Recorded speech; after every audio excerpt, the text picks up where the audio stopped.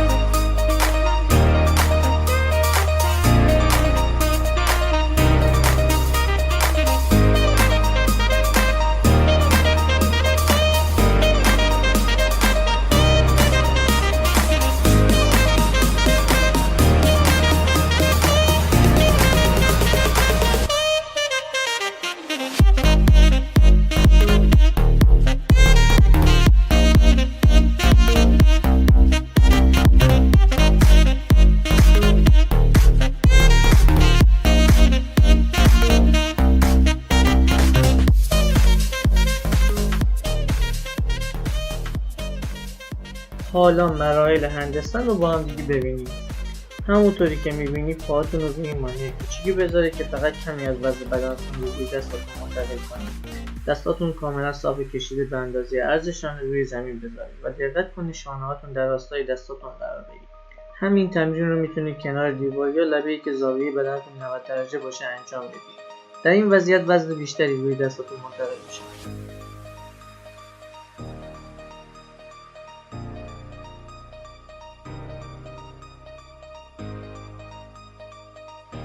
تو این وضعیت پاهاتون رو به نوبت بالا ببرید تا جایی که در راستای بدنتون قرار بگیرید.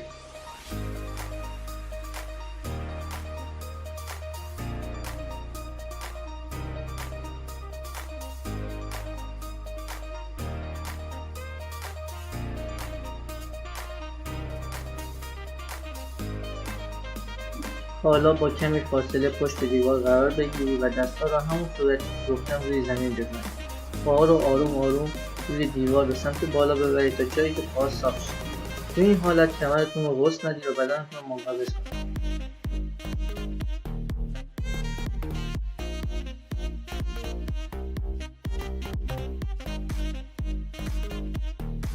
تو این مرحله مثل وضعیت قبلی قرار بگیرید و این بار سعی کنید دستاتون رو به دیوار نزدیک کنید تا بدنتون کاملا والت عمود قرار بگیرید.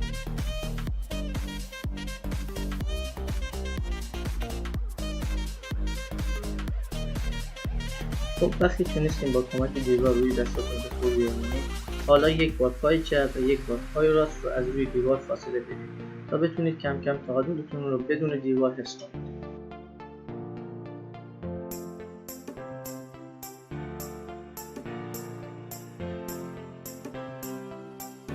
حالا روبروی دیوار قرار بگیرید و سعی کنید با پرتاب پاها رو به دیوار برسونید. تو این مرحله دستا رو با فاصله کمی از دیوار قرار بدید و دقت کنید موقع پرتاب پاهاتون کاملا صاف باشه و پنجه ها رو به سمت بالا بکشید و همینطور شونه هاتون رو از دستتون جلو نزنید و ثابت بمونید.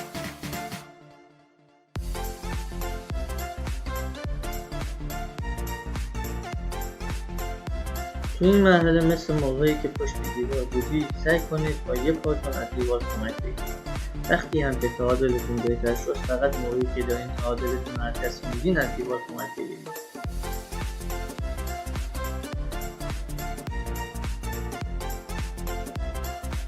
بعد از اینکه همه این مراحل رو تونستیم با تسلط کافی انجام بدیم، تعادلتون رو تقریبا تونستیم حفظ کنید. حالا میتونید بدون کمک دیوار بالانس روی اجرا کنید.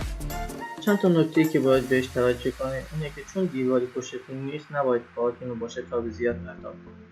پاها رو کنترل شده تا جایی که بدنتون یه خط کاملا صاف و کشیده باشه. دستاتون کاملا صاف نگه دارید و سر رو بین دستا جوری که چشاتون بین دو دست رو ببینید.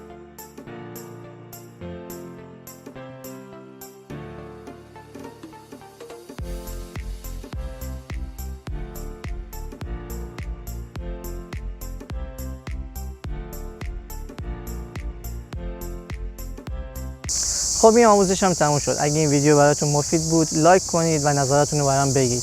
یادتون نره ما رو سابسکرایب کنید و اون زنگوله بغل هم بزنید. موفق باشید.